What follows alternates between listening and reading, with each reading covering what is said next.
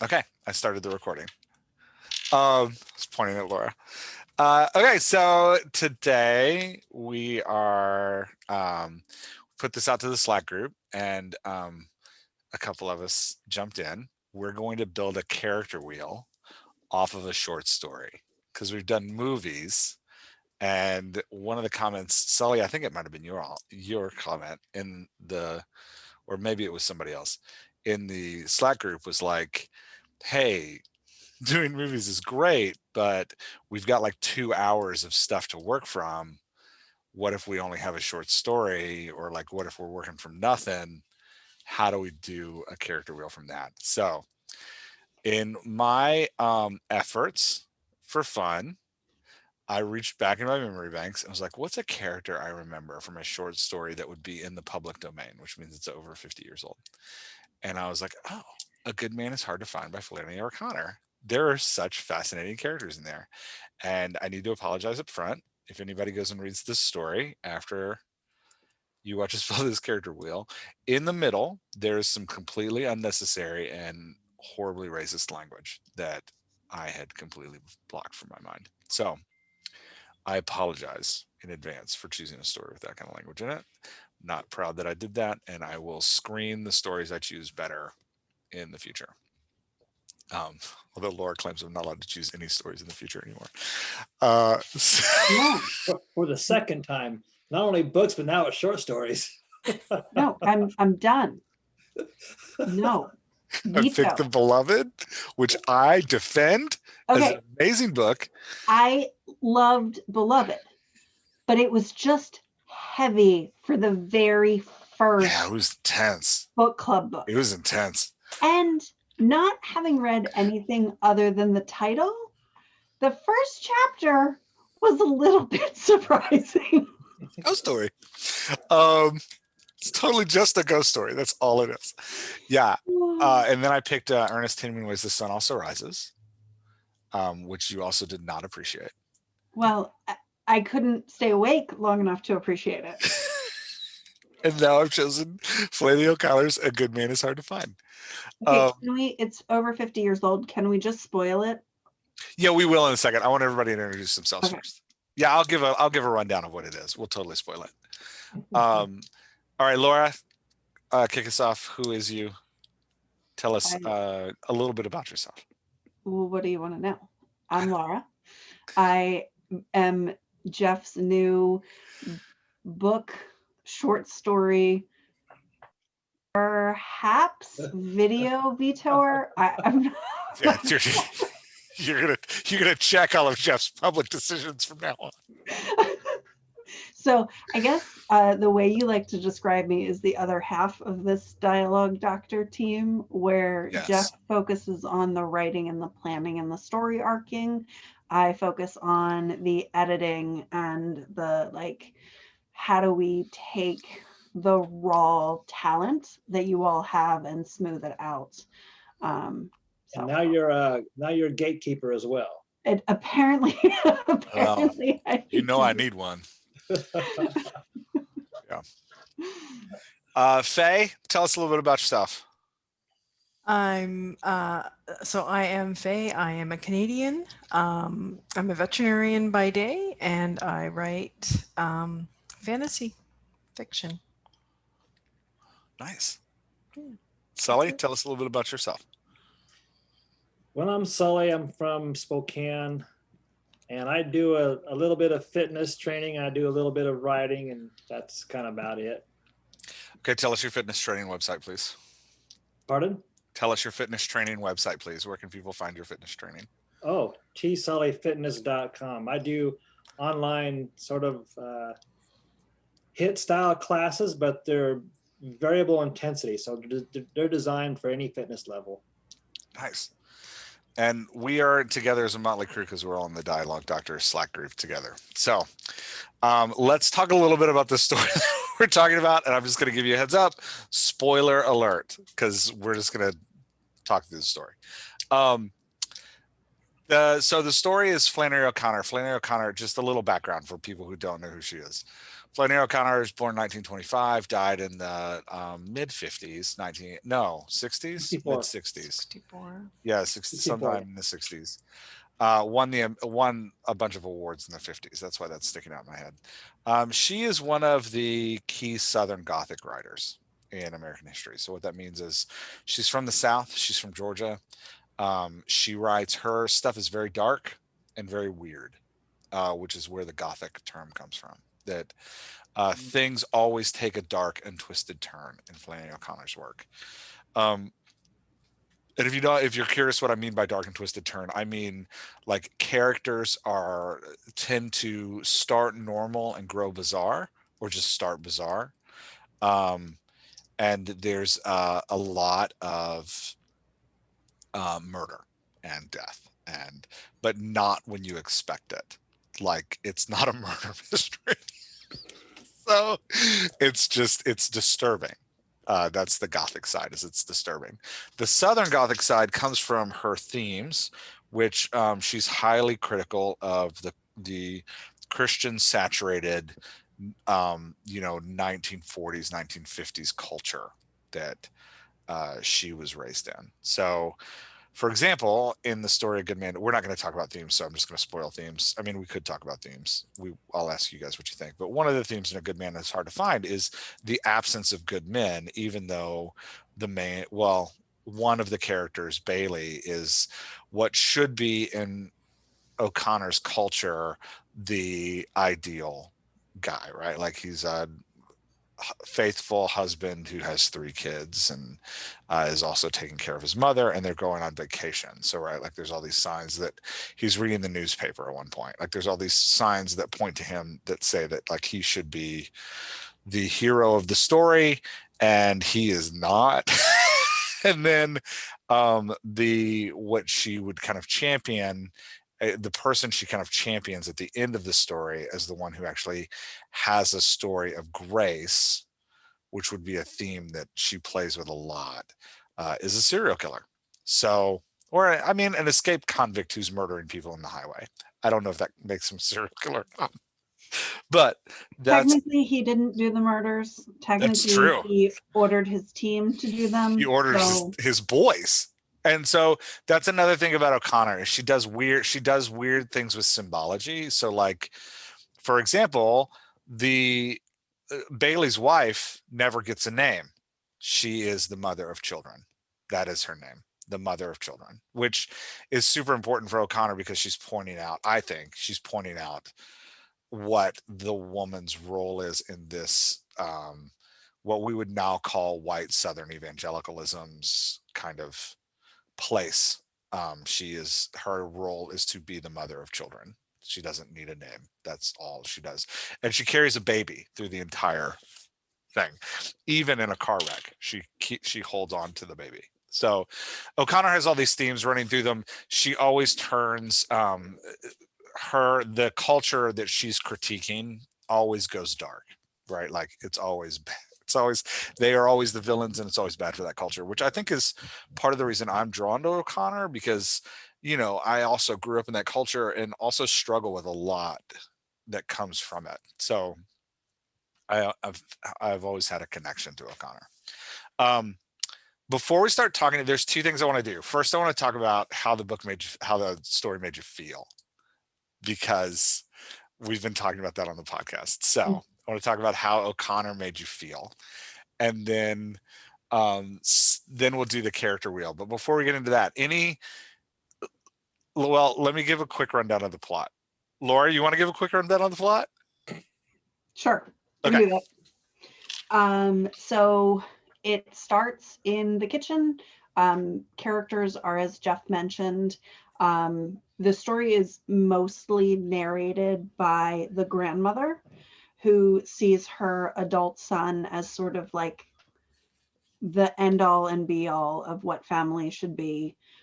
His wife and their 3 children, and they're getting ready to go on a vacation to Florida, which she does not want to go on.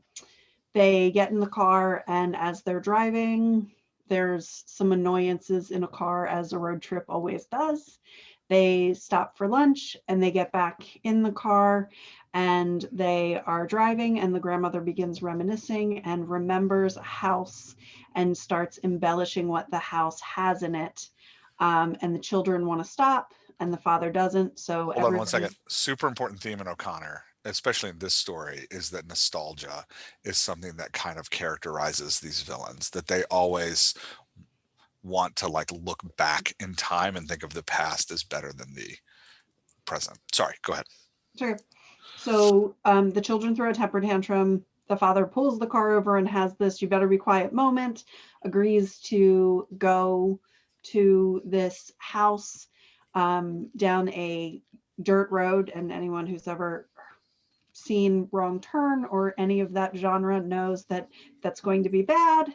And they're driving, and the grandmother has a moment where she is scared that she is remembering this place in a different state. And she topples over her cat, who jumps onto her son, who is driving the car, and they crash the car.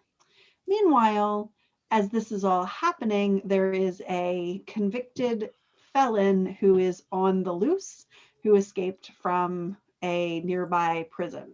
The Misfit is his name. Yes. And who should come over the hill right after the car crashes but the Misfit and his two children? Are they children? Because they escaped from prison with him, but they're called the boys. So who knows? Yeah. They described one of them as a piggy looking character. So anyway, Hiram and Little Billy are their names. Sorry, keep going. I'll stop interrupting. I apologize. That's okay. You're just making it harder. So business as usual. the grandmother tries to calm the convict, and the son isn't doing anything to help. So the convict has his boys take the father and the son into the woods and shoots them. And then they come back and they ask the wife if she would like to go where her husband went. And she said yes. So they took the wife and the baby and the little girl into the woods, and they shoot them. Bang, bang, bang. And the grandmother is trying to convince the convict that he is not a bad person, and he shoots her 3 times. Yeah, she got to die. And that is the story. And that's the end. And then the killer and the boys talk about how it's unfortunate that that had to go the way it did. Had to go the way it did. All right. How did Flannery make you feel as you read the story? You want to go, Faye? I didn't like any of them. You didn't like any of the, couldn't relate to any of the characters? I did not like any of, the only one I actually kind of semi-sympathized with at the end was when the Misfit said that basically someone should shoot that woman all the time, which I kind of agreed with. And I feel really bad because I don't know what happened to the cat. Yeah, she just leaves the cat out. Well, the cat got thrown against a tree, so yeah. The cat was rubbing itself up against the Misfit's leg, and he picked it up and was petting it at the end. Oh, that's right. I forgot that. All right, yeah, I did not see that part. Okay, good. Okay, so I like it. I dislike it a little less because the cat's okay. Yeah, and so I'm gonna harp on this a little bit because it's a continuation of the conversation we've been having in the Slack. Somebody in the Slack asked, like, does the emotions of the reader always tie to the emotions of the main character? And this is a perfect story for that, because O'Connor wants you to dislike what the people that culture would approve of, and like the person culture would disapprove of, right? Like, it's very clear that she wants you to empathize with the misfit. So she gives you a leading character in the grandmother who is horrible. She's passive aggressive. She's terrible to everyone around her. She's constantly complaining. And then she pairs with that grandmother. The other 2 characters that talk the most are the 2 children. And they are obnoxious and bratty, and like, they're just terrible. So anyway, part of what I think Faye, I like part of what I connect with what you're saying is that you don't empathize with any of the characters, but this story definitely takes you on an emotional journey in order to make a point, right? Like Flannery's she's trying to make a strong point with this story. Yeah, anyway. Anybody else have any other emotions when they read I actually liked it. I didn't see the left turn coming. I'm not sure that any father would stop and turn around and go back and do that. Do what? Which part? There's a lot of places where he does things that I would do. Well, when they stop the car and tell the kids to shut up and quit yelling. Oh yeah. He agrees to turn around and go back. I don't think any dad on the planet would do that. Yeah. Because they're on a schedule, they got a destination to go to, and we don't have time for side trips. I don't see that as even remotely plausible, but it works for the story, so that's fine. And the reason I say it is because that's how my dad would react. He'd be like, "We're not stopping, just shut up about it, move on." But I didn't see the misfit coming either. I thought that was still going to be down the road in Florida. So I like that surprise. I really did. I actually knew a lot of people that acted like that grandmother. Yeah. Yeah, they weren't mean, but they had a higher expectation that always the next generation never lives up to. Yeah. You know what I mean? It's just different standards, just don't fully transfer every other generation. They just don't. So that was, to me, pretty authentic. Yeah, I know the grandmother. When I read her, I'm like, I know this woman. I also know the kids in the backseat. Like I know those kids. Like, yep, I have hung out with these kids. I know who these kids are. These kids drive me crazy. So yeah. Typical. I thought the interesting thing was the cat. The only reason the cat came along was to cause the wreck. So I found that very interesting. And in the end, to provide approval to the misfit. Yeah, which is also weird, but that works too, I guess.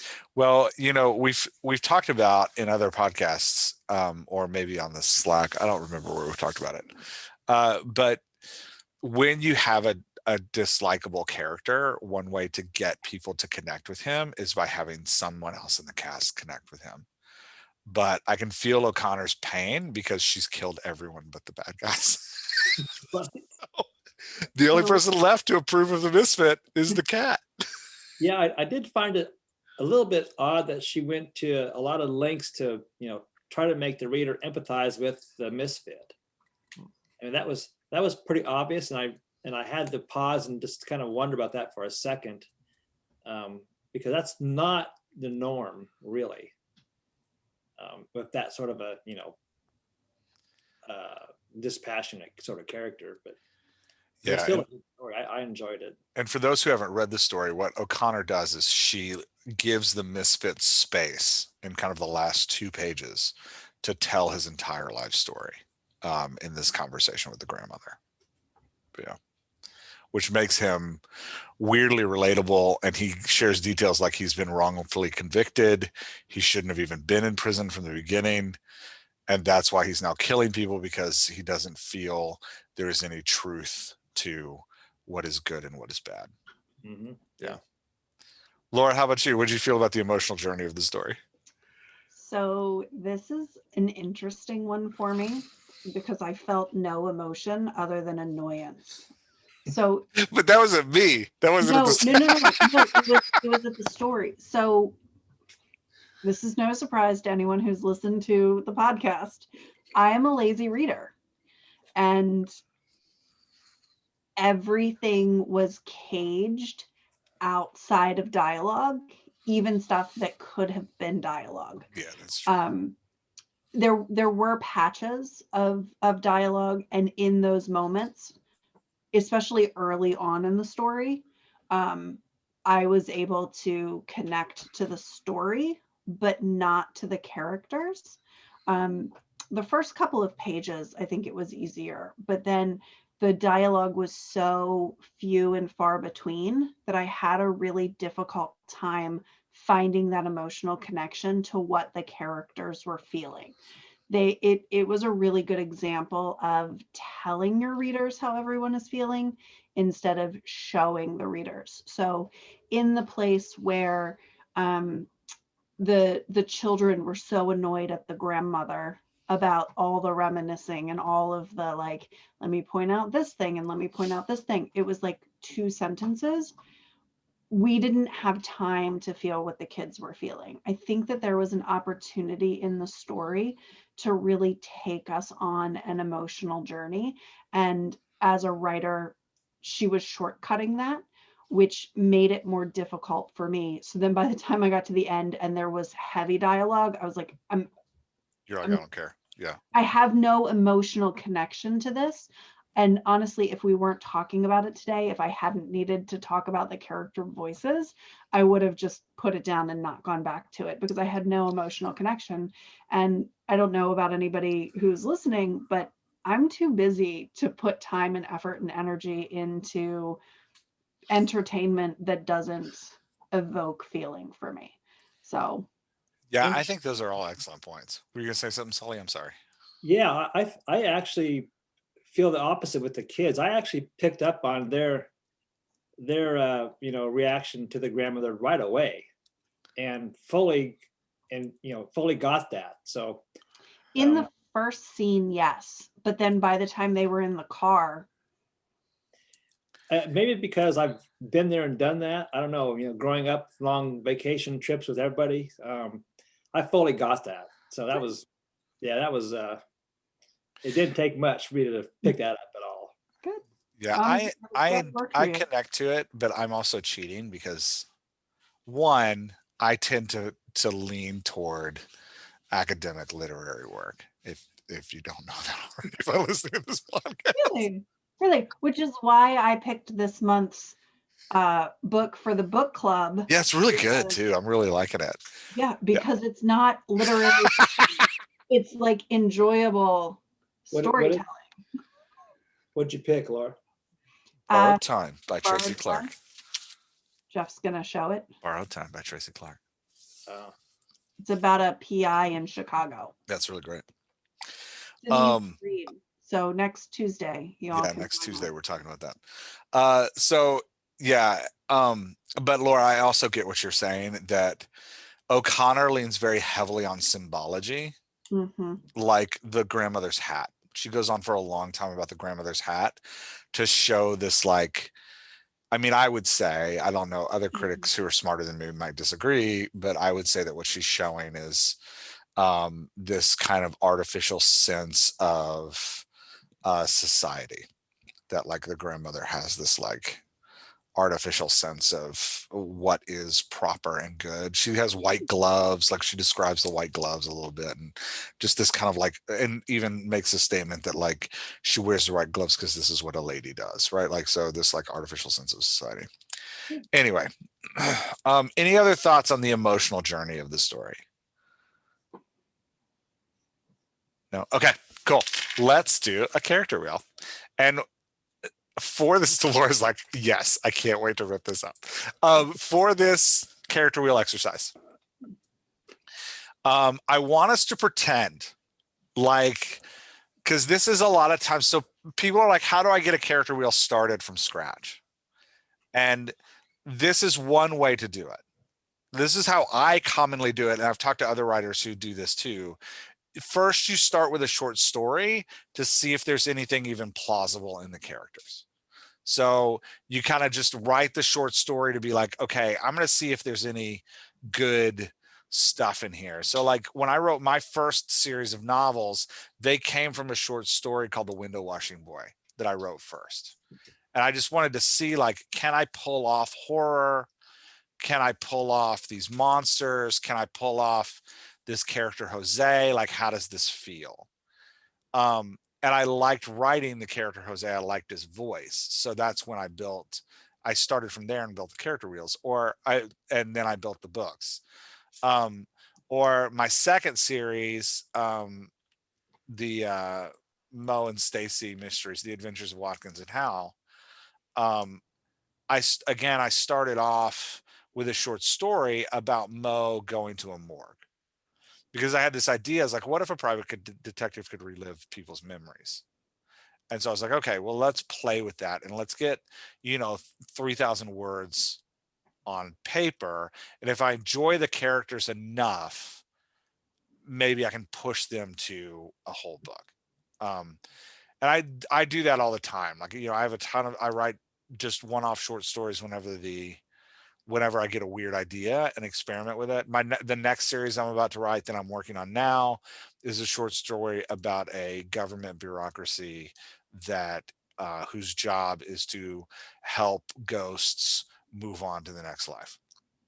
So I wrote that short story a couple years ago, and it's just like sitting in my queue to, like, I'm going to turn this into a novel, because I really liked the two characters in the short story. So all that to say, I want to follow that pattern today.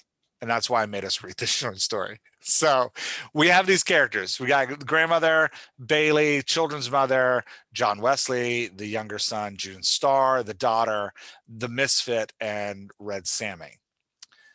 Let's pretend that they don't all die at the end. If we were going to take some of these characters and take one of these characters specifically and build a book around them, which one do we want to do? Because that's the one we want to start their voice with. Laura, since I tortured you with this story, you can pick the character we do. So I think from the place of where the story is and how the story is told, the grandmother is the place to start with that. Nice. Her voice is the loudest. It is the most, other than the children, but they don't really have quite enough in their dialogue. Their dialogue was very consistent with each other. But the grandmother, there's a lot to her that allows us to give a good voice. She's also the only one whose voice changes and modulates through the story. Yeah, she really does. I would argue the misfit changes as well. He changes through his monologuing in the story, but not a lot. Maybe I should have read it more closely. I knew that the cat stayed alive. That's right. I had forgotten about the cat. You totally remembered the cat. Okay, I can't be responsible for characters. I can only be responsible for animals. Faye approves. Yep. Okay, so let's talk about the grandmother. I have basic character details, right? Like, so, and again, we're going to do dialogue Daisy style. We're going to character details, move to the personality, and then move to a baseline voice, and then talk about modulation. So I've got basic character details. She is Bailey's mom. She lives with Bailey. She does not want to go to Florida, and she thinks things were better in the past. Let's talk about her personality. How would you describe the grandmother's personality? Very Go ahead, proud. Faye. Go ahead. Faye, you look like you were ramping up to something. I was trying to come up with a nice way to say what I was going to say. She has a very particular and firm grip on what's right and wrong. You know what I mean? Like she.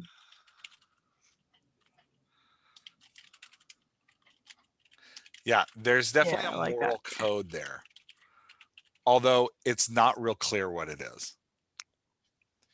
I would say to the reader. Yeah, well said. Yeah. Yeah, but there is a moral code, but it's not. It seems to just be what she wants. Sully, you had something you wanted to say too. I would call that proper. I mean, she has a definite set of ideas of how people should act and respond, both in public and in at the home, stuff like that. Yeah, like how people should dress. Yeah. So the two words I would use to describe her personality are proud and selfish. I would agree with both of those words. And so one of the things that I'm going to plug the workshop that we're going to do in a couple of weeks. One of the things we're going to do. Go sign up. Sorry. One of the things we're going to do in the workshop is we're going to talk about how personality translates into voice. So by like the descriptions that we use of personality are really good, like the proper and the firm grip on right and wrong, that moral code, all of those things are really important, but those are hard to translate into voice. So if we can take those things and boil it down into very tight traits have a tendency to translate easier into voice. Not always, but in this case, the pride and the selfishness, they translate very clearly into what she chooses to talk about, the language she chooses to use, and the cadence of her voice. Mm-hmm. So like something like judgmental instead of right and wrong, is that? Judgmental is a really good one as well. That works. It goes right there along with pride and selfish. Yeah, judgmental. And I think whenever we do one of these, Faye, I think like Laura was saying, we always start off with like descriptions, and then the more we can hone those down into like tangible qualities, the better. Yeah.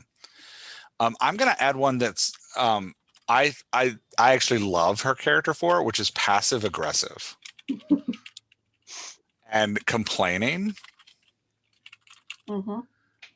She never comes out and says she actually doesn't want to do something. Right? Like, even at the opening of the story, she's like, Flannery O'Connor tells us she doesn't want to go to Florida. And then she's like, have you heard the news about the killer that just escaped from prison and who is in Florida right now? We could all die. And then the husband's like, I don't like, Bailey's like, I think he's silent. And she's like, talks to the mother. She's like, the mother of children. She's like, how would you feel if we ran into him and he killed your children? But what she's going at is she doesn't want to go to Florida. But yeah, anyway, it's but she never just comes out and says like, I don't want to go to Florida. Anything else we want to say about her personality? No, but I think those two insights about passive aggressive and complaining are really great. I would probably, Oh no, I as froze. opposed to personality. Yeah. But because the complaining comes from the selfishness and the passive aggressive together. And this is that weird place where what goes in what box doesn't actually matter as long as you get it down. Yeah. But yeah, it's just one of those things that like, yeah. Yeah, and yeah, totally agree with that. I'm gonna add one more because as we're building a character, right, like we always want to find redeeming qualities, because specifically if we're going from a short story to a novel, because the question from a short story to a novel is like, okay, we had a short story like zooms into a specific moment in this character's life, right? And the character always has to make decisions and like has consequences to those decisions, all that kind of stuff. But the short story, when we reach out to like, I'm going to take this to a novel, now we're going to take this character on a journey, and ideally a journey of change. So, I think it's important that we look to positives of characters in short, that like, and another thing about this character is that she's very negative. Our descriptions right now are all very negative, right? Like proper, which leads to this kind of judgmental look at the world. She's very proud. She's very selfish. She's passive aggressive. So the only, I think, redeeming quality, not necessarily redeeming, but potentially charming quality I can find is she loves to reminisce. And I can't spell that. So she loves to think of the past. So there's this like, and it's part of her personality that like she, there's a like fondness for memories in her personality that goes into like her voice modulation a little bit too. Anything else y'all would add to Grandma's personality? She loves her cat. Loves her cat. Yeah, loves her cat. Can't leave the cat behind. That's redeeming, right, Faye? Oh yeah.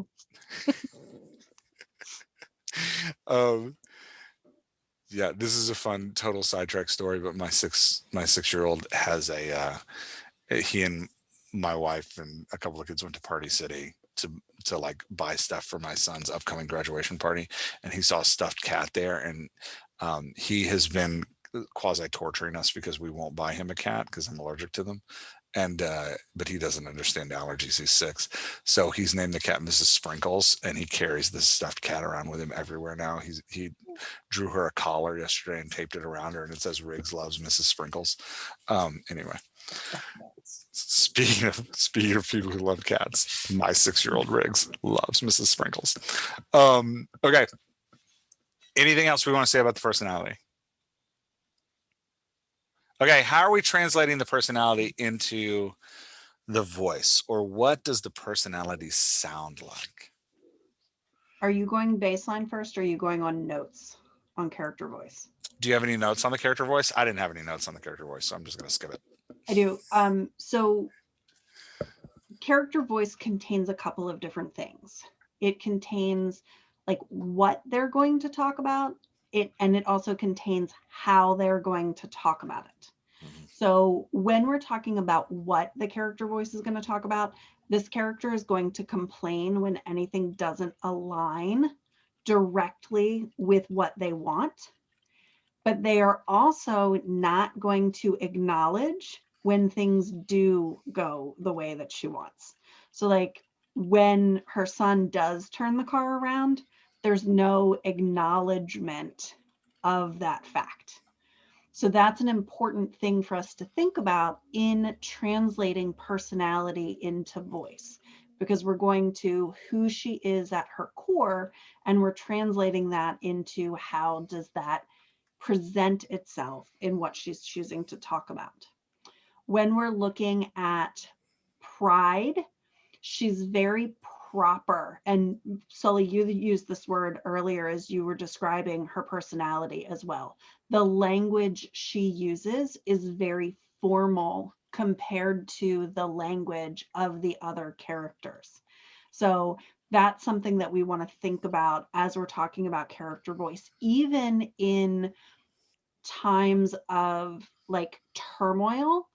Her language stays really proper. So that's one of those things that we want to put in notes on character voice, because it's going to modulate, but it's not going to change. Everything is going to be the touchstone.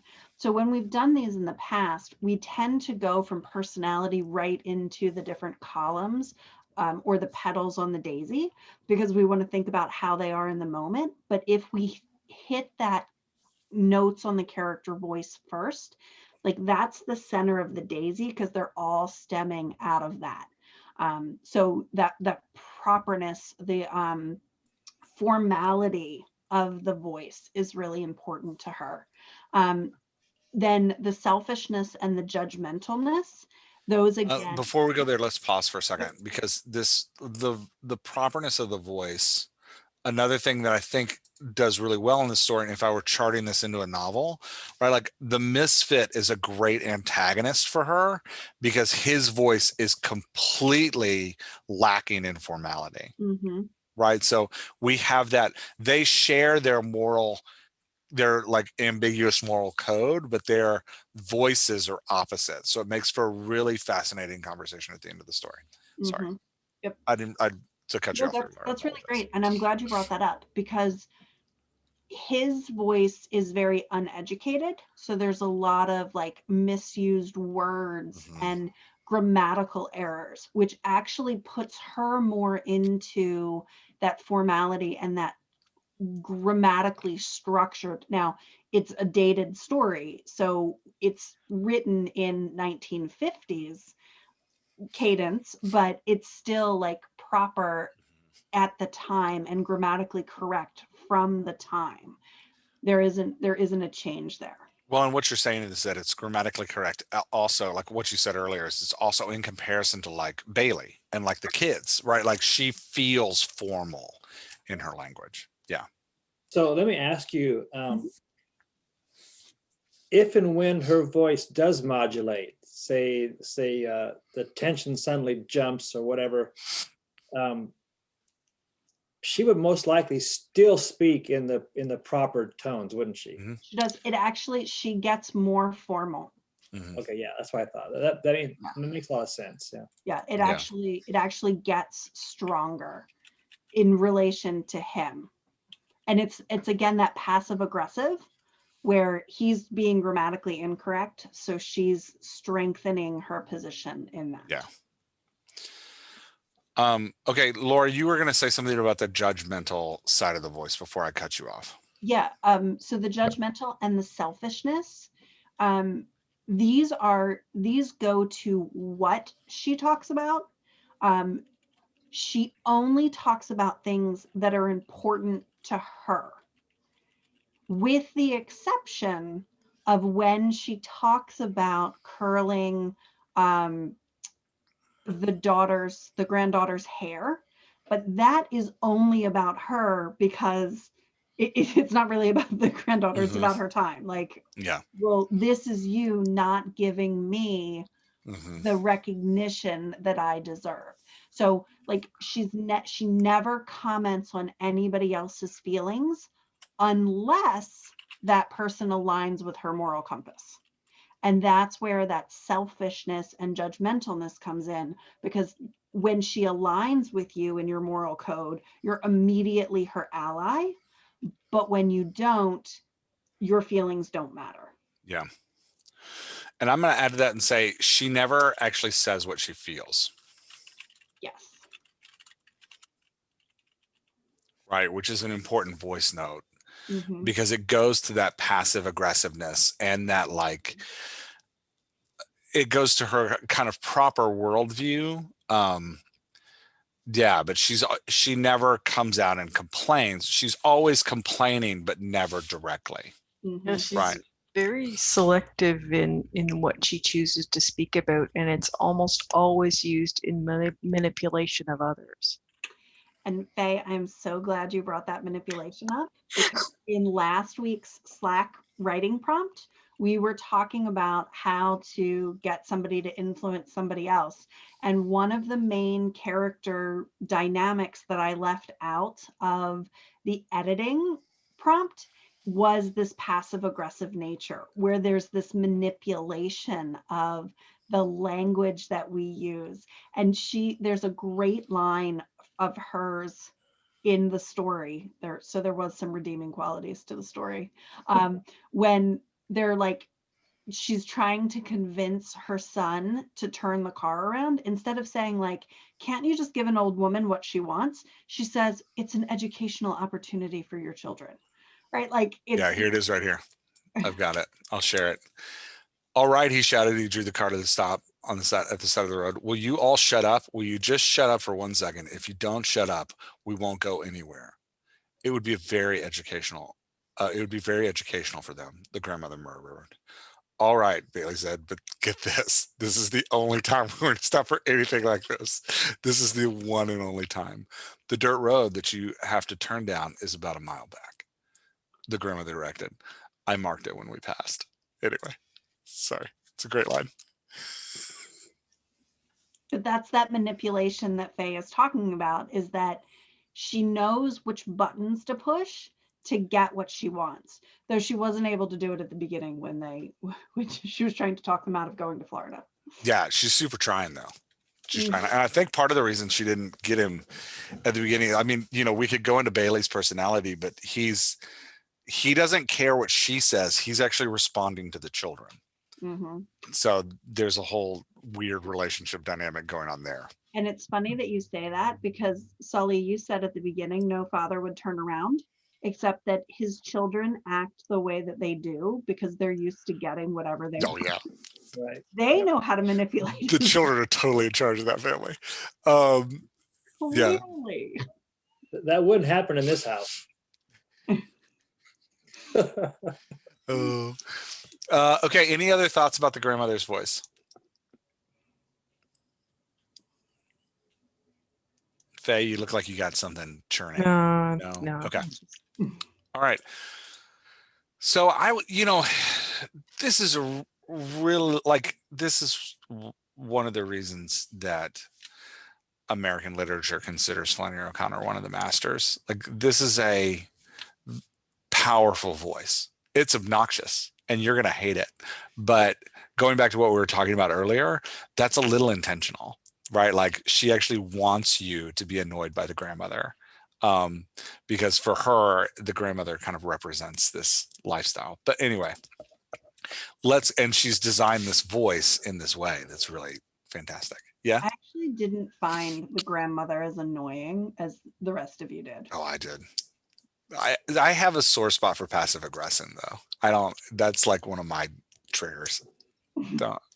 Yeah. You think it works better if this is like overemphasized to make the point? No, that's the thing about passive aggressive, is it has to stay like right on the line of passive, because once it crosses into aggression, it's a different kind of voice and it really changes the tone. And I think the reason for me that I enjoyed it so much is that she meaning O'Connor, kept the voice right on that edge of, if I say one more line, it's aggressive, but stopping where I'm stopping. So like the line about it'll be educational for them. If she had said it'll be educational for them and you'll enjoy it too, that would have been a bridge too far, right? Like, it's just that it's that one little moment, that one needle that passive aggressive people do. It's like they just like throw it on the table and then they're like, but you do what you want, right? Like, it's like, I'm going to give you this, and then they step back from it. And she did a really great job with that voice. Mm-hmm. Yeah, it's really good. So where does the lie come in on this voice then? Because the reason they turned around was based on something she just made up. So she doesn't make it up, she misremembers. No, she makes up the fact that there was a secret panel. Yeah. Right. Oh, yeah. You're right. Yeah, you're right. I'm thinking about where the house is. I'm sorry. Yeah, no, yeah, she misremembers that. But like, that was her, and Jeff put the moments of nostalgia as a block, or a pedal. Yeah. So for those who are listening, I went ahead and wrote moments of turmoil and moments of nostalgia as voice modulations, but we can totally change those. I was just no, they're perfect. But that nostalgia piece, it's not that she's intentionally lying, it's that she's leaning into the enjoyment she takes from the reminiscing and just lets things go, and she speaks what she wants as opposed to speaks what she actually remembers. And that's where that lie comes in. And Flannery actually tells us that as she's saying it. Sorry, I'm going to pull mine up while you type that, Jeff. Yeah, and I put in the phrase idealizes. So as she talks, she idealizes the past. She does it in the cafe too with Red, I think his name is, the cafe owner. She has this. Yes.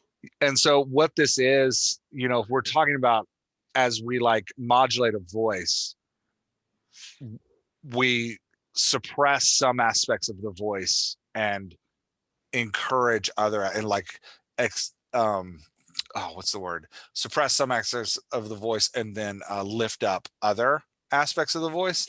So in these moments of nostalgia, we're really seeing this, like, talks about things that are important to her, being, and like savoring those things and leaning into those things as like this expression of talking about things that are important to her, right? Like, she's really leaning into this, talking about things that are important to her.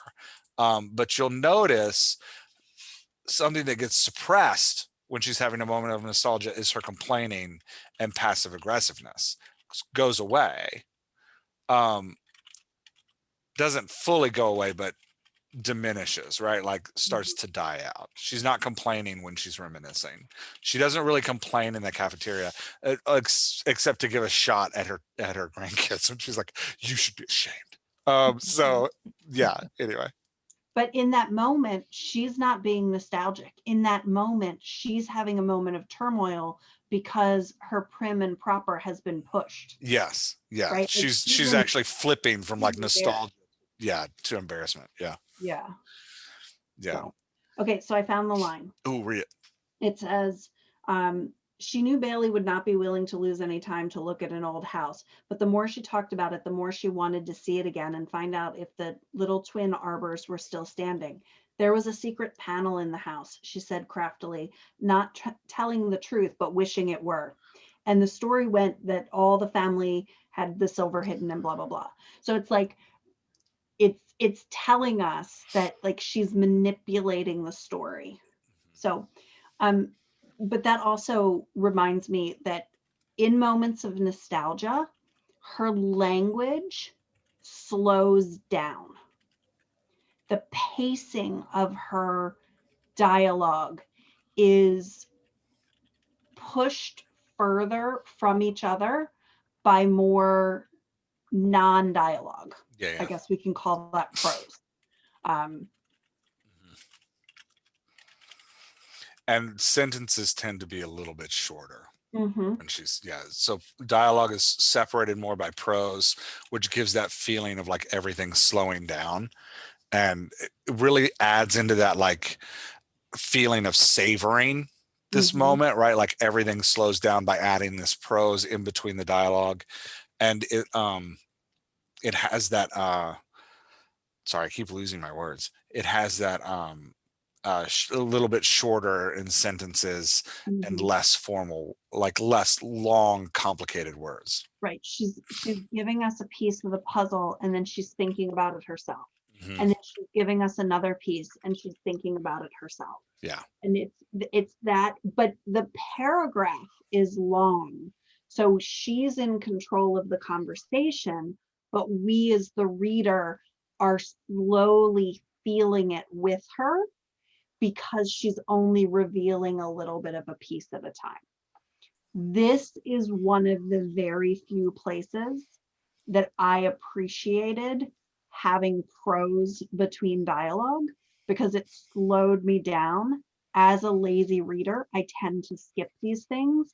And when you bury dialogue inside of paragraphs like this, I have to keep pace with the character because I can't just read the line and skip everything else because it's buried. Yeah, and this is if you ever listen to me edit, or you ever have me as an editor on your piece, you'll hear me complain about people putting dialogue tags in the middle of language all the time. The reason I complain about it though is because it's not strategic. This is strategic and like intentional and brilliant, right? Like it's a brilliant way to make us feel the grandmother savoring these moments of nostalgia, to communicate to us like this is what's important to her, right? Like And it had exactly the effect on Laura that was intended. Yeah. So no willy-nilly prose in the middle of dialogue, but intentional. She mastered that. I mean, she nails it. There's a reason why she's considered. Yeah. I can't Flannery, finish the sentence. her books are so. I heard one book. Yeah, man. Yeah. I'll likely not read it. No, I don't recommend it for you. You won't like it. You're not gonna like it. I don't like anything smart. I like everything to be entertainment. Not that entertainment isn't smart, but I don't want to have to think when I read. I got a good one after Borrowed Time. You're really gonna like it. It's about a bank robbery. You're not reading. It's really good. It's really good. It's really good. It's really good. Okay, you know what? Yes, next month will be Infinite Jest. No, I'm not doing that one. No, I'm not doing that one. I'm not doing that one. I got a really good one. I'm not going to say the title of it because I want you to preview it before I make you read it. Thank you. I get veto power finally. Yeah, but it'll let you preview it. Okay, anything we want to say about her voice? So she's still like, just to finish this idea of how her voice modulates in moments of nostalgia, or to sum it up, um, she's in this baseline. She's got this proper language that's very formal. She's talking about things that are important to her, and she doesn't talk about other people. She's never really quits complaining. She's very passive aggressive, and then she's very selective of what she talks about, and it's very manipulative of others. When she moves into this time of nostalgia, so the complaining and passive aggressiveness is going to go away, but the selectivity, the talking about things that are important to her is going to increase to this moment of like savoring the moment, right? Like, so it's that like selectivity and the manipulation of others. She doesn't just manipulate others when she starts getting nostalgia, she actually manipulates herself in some ways with her own language. So it's this like creating this dream, and then the language slows down, the dialogue gets pushed apart by the prose, a lot smaller words, a lot smaller sentences, right? Like to give the reader the feel of like, oh, there's more speed bumps as prose in the way of the dialogue, so it just like makes everything drawn out. Let's talk So about moments of turmoil. before we turn to moments of turmoil, Yeah. I just want to note that the selfishness actually boosts up as she's leaning into the moment. Yeah, you're right. When she is reminiscing, there's no room in the conversation for anyone else. You can't like get in there, because if you do, she's going to punish you. Yeah. Like when they're in the cafe and she wants to dance, when her son wouldn't dance with her, she punishes him by like just dancing in her seat. Like, Yeah. so No. Okay, let's talk moments of turmoil. And the moment I'm specifically thinking of is watching her. So I would say there's actually two phases of turmoil here. There's the initial phase where she realizes things have gone wrong. This is like the accident and then the arrival of the misfit. And then there's the phase of like her family's being killed in the forest. Sorry, I'm laughing because it's such a dark story. Her family's being killed in the forest. She goes guttural, right? Like, so there's the total and utter collapse of her voice. I want to do the moment before the collapse of her voice. so right after the accident. After the accident. So let me just read a couple of her lines. "We turned over twice," said the grandmother. It's got an exclamation point. I'm not a good reader, so I didn't know how to read that. Everybody else is talking for a bit. Can you go back to, sorry. Yeah. The right after the accident, the kids are screaming, "We had an accident. We had an accident." Yeah. But nobody was killed, June Star said with disappointment as the grandmother limped from the car. "Maybe another car will come along," the children's mother said hoarsely. "I believe I have an injured organ," said the grandmother, pressing her side, but no one answered her. Great line. Sorry. "I believe I have an injured organ." Yeah. So great. Sorry, I'm catching up to you now, Laura. Sorry, I went backward. Yeah. I actually scrolled back too far. Okay. So then the grandmother yells, "We turned over twice." So I'll read the whole paragraph. "The grandmother had a peculiar feeling that the bespectacled man was someone she knew." This is the misfit has pulled his car over. You don't know he's the misfit yet. And he's gotten out and he's like coming over, and they think he's going to come to help, but he and these other two boys that are with him are literally just staring at the car. His face was familiar to her, as if she had known him her whole life, but could not recall who he was. He moved away from the car and began to come down the embankment, placing his feet carefully so that he wouldn't slip. He had on a tan white shoes and no socks, and his ankles were red and thin. "Good afternoon," he said. "I see you all had a little spill." "We turned over twice," said the grandmother. "Once," he corrected. "We seen it happen. Try the car and see it'll run, Hiram," he said quietly to the boy with the gray hat. So this is and then she goes quiet for a bit, where the guy's having a conversation with the kids. And then we'll pick up here. Behind them in the line of the woods gaped like a dark open mouth. Come here, said the mother. She's talking to June Star. The man tells the girl to shut up, and the mother's like, come over here. Look here now, Bailey began suddenly. We're in a predicament. We're in, the grandmother shrieked. She scrambled to her feet and stood staring. You're the misfit, she said. I recognized you at once. Yes'm, the man said, smiling slightly as if he were pleased in spite of himself to be known. But it would have been better for all of you, lady, if you hadn't recognized me. Bailey turned his head sharply and said something to his mother that shocked even the children. The old lady began to cry, and the misfit reddened. Lady, he said, don't you get upset. Sometimes a man says something he don't mean. I don't reckon he meant to talk to you that way. You wouldn't shoot a lady, would you? The grandmother said, and removed her clean handkerchief from her cuff and began to slap her eyes with it. The misfit pointed to his shoes, to the ground in the hole, and said, I'd hate to have to, he said. Listen, the grandmother almost screamed. I know you're a good man. You don't look like a bit like you have common blood. I know you must come from nice people. All right, that's probably enough to read to talk about the voice. All right, what did we hear? What's being suppressed? What's being expressed? That's what I was looking for earlier, expressed. What's being suppressed? What's being expressed? She's being a little more authentic, like true to what she actually feels and thinks. Yeah. Her guard comes down a little bit. And she's less selective. She's just blurting things out. And she's actually trying to compliment him in a strange way. I would go with that's her manipulation. Okay. Yeah. Yeah.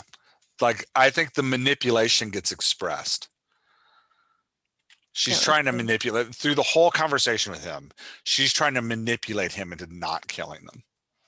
But yeah, it's like she's trying to get in front of that decision. Yeah.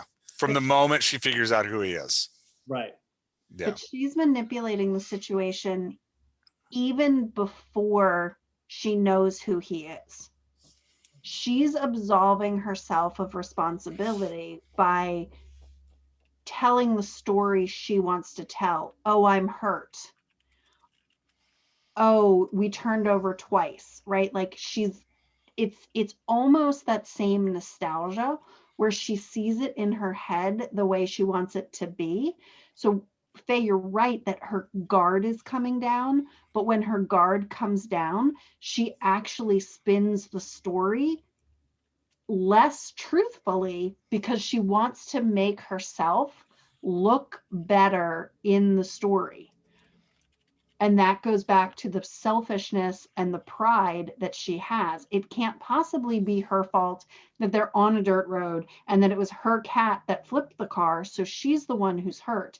The car flipped twice, right? Like these things are happening because she's manipulating the story to align with what she knows as that moral code that she has. Yeah. Well, and the children's mother actually has like a broken arm or a broken shoulder. And then she's like, well, I think I have an organ that's hurt. And she's still holding the baby. Sorry. Man. Yeah. Oh. Flannery crazy. Yeah, in a really great way.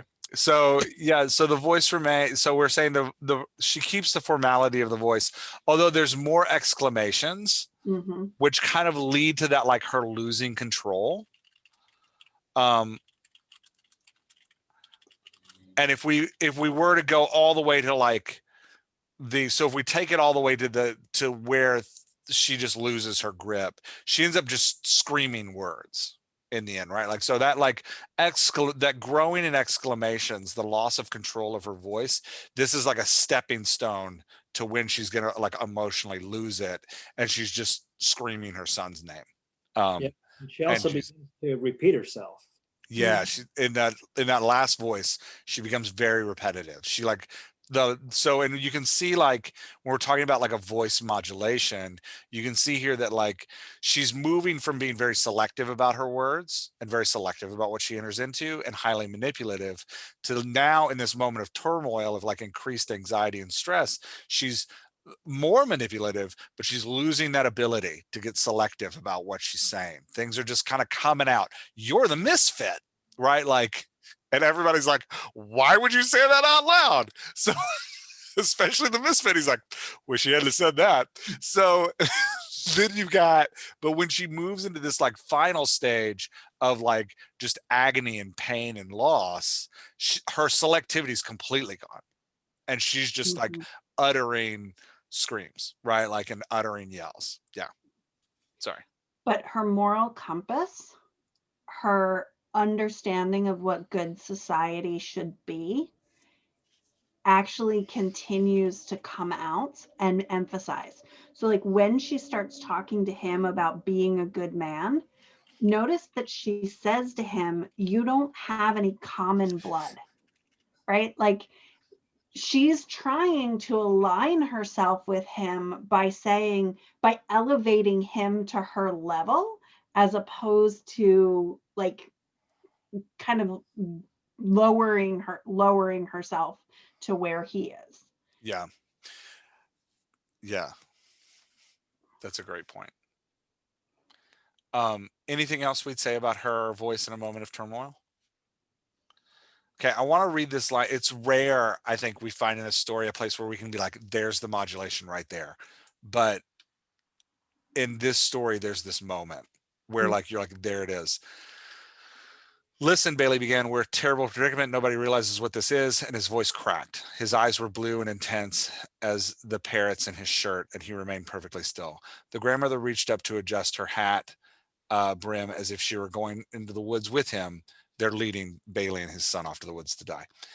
She stood staring at him. The second time she let it fall on the ground. Hiram pulled up Bailey by the arm as if he were assisting an old man. John Wesley caught hold of the father's hand, and Bobby Lee followed. They went off toward the woods and just reached the dark edge. Bailey turned and supporting himself against the gray, naked pine tree. He shouted, I'll be back in a minute, Mama. Wait on me. And then we start to feel her voice modulate. Come back this instant, his mother shrilled as they all disappeared into the woods. Bailey boy, the grandmother called in a tragic voice, but she found she was looking at the misfit on the ground in front of her. I just know you're a good man, she said desperately. You're not a bit common. No, I ain't a good man, the misfit said. And then he goes off on a paragraph. Then she comes back and says, that's perfectly all right. Maybe Bailey has an extra shirt in his suitcase, right? Like, so we're feeling that manipulation here, though, with the Bailey boy, because this is where she goes, right? Like, if we come down further in the story, she's just yelling Bailey boy and yelling Jesus. But you get this like moment of this glimpse of like, oh, here's where we're going. Right, like Bailey boy, she screams out in a kind of voice, I just know you're a good man. So she's like flipping back to the manipulation, going back to like being selective. You're not a bit common, right? Like, and she's kind of in that like middle ground. It's a really, I read this moment, I was like, dang, that's a good like expectation of like, here's the coming voice at where we're going with this, of her just like screaming this over and over, kind of hinting to it. Yeah. Anyway. Will you flip back there for a second? Yeah. So in the Slack channel, we talk about punctuation a lot. Anybody who's not in the Slack channel, join us because it's fun. Mm-hmm. We talk about nerd stuff like punctuation. If you look at the beginning of the story, her punctuation is very proper. Commas all in the right places. Periods at the end of her sentences, everything is quiet and modulated. Even when she's chastising the children, about 5 lines down from where you are, Jeff. All right, miss, the grandmother said, just remember that the next time you want me to curl your hair, right? Like that could very easily have had an exclamation point on it, but it didn't. It had a period because it was her staying calm in this moment of, I want to slap the crap out of this sassy little kid, right? If we scroll a couple of pages later, when the little girl mouths off to the cafe owner's wife, who Yep. Yeah. Aren't you ashamed? The grandmother hissed. Notice that wasn't an interrobang, which I think is the proper name for the question mark and the exclamation. Nice name. Yeah. Like it's not mine. Mark told me that at work. So shout out to Mark. Interrobang. So it's like it could have been so much bigger, but she held it very quietly. But then when you get, and she's hissing, right? Like when you're talking about like holding the like exclamations, right? Like even here, she's like specifically being like, it's not loud, right? Yeah. Sorry. but then when you get down to the moment after the accident, you start seeing all of these exclamation points in almost every line. I recognized you at one. You're the misfit. I recognized you. It's on the next page, Jeff. Sorry. Okay. Sorry. I went too far. Yep. Yeah. One more at the top of the next page. There it is. Yeah. You're the misfit, exclamation point. I recognized you at once, exclamation point. And then a couple lines later, when she starts talking again, the exclamation points are everywhere. This is how, as a writer, something as small as punctuation helps the reader know what the emotions are feeling, because we're changing the pacing, we're changing the exclamation points. We as readers don't have to think about the fact that that exclamation point means they're shouting. Our brains just turn it over naturally. So I just wanted to take a second to point that out. Yeah, no, that's great. And it's here, like the next thing she says, we're going from this moment of like crazy to her, like trying to regather, and you get back to that like normal punctuation, except that there is no punctuation at the end of the sentence. So like, yes, it's a beautiful day, said the grandmother. Listen, she said, because she's reasoning, right? Like, so she's trying to regain control. You shouldn't call yourself the misfit because I know you're a good man at heart. I can just look at you and tell. Hush, Bailey yelled, right? Like, so leaving off the punctuation in order to give the feeling of an interruption, right? Like, So that was intentional. I think so, because I want to say I saw it that way in another typing. I don't think that's a typo. It might be that. Don't hold me to that, but I think it is. Yeah. Anyway, and then coming down into like Bailey boy. I didn't know that was a thing. I don't know that it necessarily always is. I haven't seen it in other places. Yeah, but I think when it comes to like just going to what Laura said, when it comes to writing, we only have so many tools, right? We got the length of words. We've got the amount of words we're grouping together and how we're grouping them together. We have the punctuation we use, right? Like that's really it. Those are the tools we have as writers to convey emotion through dialogue. We have the breaking up of dialogue with prose. Yeah, I was putting that in number 2, but yes, you're right. Those are 2 different things. Yeah. Yeah, you're totally right. I shouldn't just lump those together. But, you know, there's not a lot. It's not like we're making a movie, right? Where we have the visual and the sound. It's not like we're designing a theme park experience where you've got like the smells and the, you know, everything that's happening in the air around you. We have very limited tools to like convey this moment of intense emotion.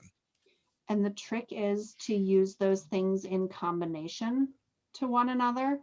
And she does that very well. She picks the tools that she wants to use in combination to emphasize what she's trying to make, the point she's trying to make. Yeah. Yeah. So, final thoughts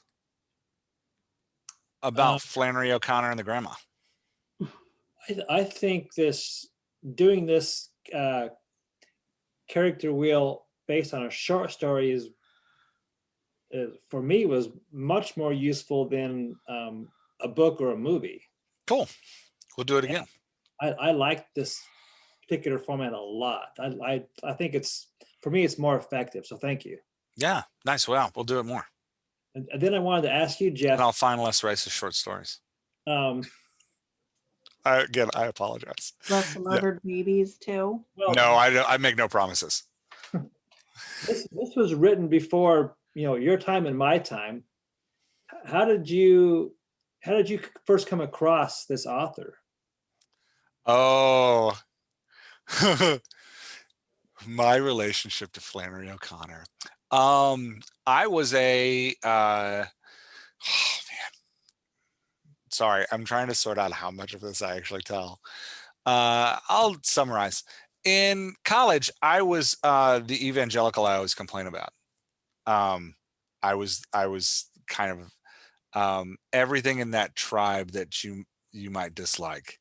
I had leanings of it. I was never full on what they call a complementarian theology, which like is like think Handmaid's Tale. I was never there, but I definitely could defend that. So I had to take one course. I had a semester where I was already in seminary and I was taking a course at Baylor, like in my undergrad. I hadn't finished up my undergrad, but I'd already started seminary. And so I took I just had to find a course at random. And the only course being offered at the open time I had was Great Christian Works in Literature, which at the time was funny because I hated writing. I'm dyslexic and writing was the worst. I avoided English classes at all costs. I really disliked reading fiction at the time. I read a ton of fiction in high school, and then through college, I failed freshman English and I got really bitter. And I like stopped reading fiction, and all I read was science, biology, genetics, chemistry, and then I loved theology, but I didn't touch any fiction. And so I ended up taking this course because it was just there, and the religion professor that taught it was smarter than me. And he made our class, because the class was full of a lot of college students like me, he made our class read things that really pushed us. And so I read both novels by Flannery O'Connor in that class and a ton of her short stories. I was introduced to the fiction of C.S. Lewis, specifically The Great Divorce, and lots of other things that I was always complaining about, because it was like, these all criticize Christianity. Why are we these aren't happy tales of, can we read The Lion, the Witch, and the Wardrobe? He was always like, no. So anyway, that's where I got introduced to Flannery O'Connor. I didn't actually appreciate her until I started working in the church, and like my worldview started to shift and change, specifically when I started working with impoverished people groups. And then I went back to Flannery O'Connor because I remembered the things I had read, and I went back to her and I was like, oh, I understand this on a completely different level now, that I am looking at it through different glasses. So the first time I read it, though, I was like, this is dark and weird and I don't like it, and it's very strange. And then once I put on a different glasses and looked at it differently, I was like, oh my gosh, Flannery O'Connor is my people. So like, I had to get into a place in life where I could actually look at it differently. When it was criticizing me, I just thought it was dumb. Yeah. So that's how I came to know Flannery O'Connor. I did not remember her racial overtones. I think I do the same thing with Mark Twain. I forget that he has a ton of race inappropriately in his books. And I'm always, whenever I go back and read Twain, I'm always like, oh yeah, that's right. He came from a racist time and is part of that time. There's if you want to read about this kind of like another author struggling with this, there's a really great piece I read today in the New Yorker from 2020 that the title is Flannery O'Connor Racist? And it was a really interesting look at like, we hold these authors up because when they were famous, we didn't actually care that they were racist, and that like, that's a problem now. So all that to say, to go back to my initial apology, I do apologize for selecting a piece that has this racist moment in it that is not appropriate and completely unnecessary to the story. It does nothing for the story. It's more than one racist moment, though. That's true. It is. And there's a couple. I do want to point out the fact that Common Blood in and of Yes. itself is racist. Yes. So Yeah. the whole story, the whole premise of the story Yes, that is true. built on racist ideology Racist and white ideology. supremacy. Yeah. So, I mean, And part of that is what she's critiquing, right? Like, but she's only critiquing it sometimes. Sometimes she's just using it. So it's a problem. But yeah. But thank you for indulging the character wheel for these characters. And I promise to review the stories within 20 years before I suggest them again. Yeah. All right. Any other thoughts on Flannery? Anything else we want to talk about with the short story or the grandmother? Nope. I'm gonna have to rewatch because I learned a lot here. Is this gonna be posted? Yeah, I'm going to put it up as a podcast. I will say, so last thing, if I were going to take a short story to a novel, because we started off talking about that, a question I would be asking at this point in building this thing is, how is this character going to be redeemed and changed by the end of the story? Right? Like, and for me, that's actually where a plot comes from, is that question of like, okay, I've got this character and I've got this baseline voice and I can kind of feel how it's going to modulate. Is this where I'm starting from? Right? Like, or is this the middle? Like, where does this voice fall in her progression? If this isn't where I'm starting from, where is the voice beginning? Right? And if this is the beginning, where is the voice ending? And then the question of plot for me when we talk about like emotional journey is a lot of like, what conflicts can I put in this character's way that will lead them to make choices that have consequences that lead them to a place of change, right? Like and that change could be negative, right? Like a character could become worse, not better. So yeah, anyway, and just a this quick note. negativity can actually be the outcome of what's happened in the past. Yeah. So if I were taking this or coaching, I wouldn't be taking it because, I'm not a writer, I'm just an editor. I would take this and I would say, this is your culminating moment, not just because she dies at the end, but this is the culmination of an entire life of having prim and proper moral code reinforced time and time and time again. Like, even when she tells the story about her suitor when she was young, right? Like, there's a moment there that as a reader, we're following her story, but we should be thinking about, well, he was your suitor, but you clearly didn't marry him because he's not Bailey's father, right? Like, what happened in that relationship? Why did it go the wrong way? He ended up rich and you're bitter about that. Yeah.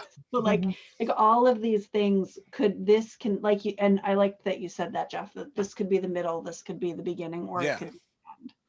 Yeah. All right, I'm going to stop the recording and then we can chat a little bit more.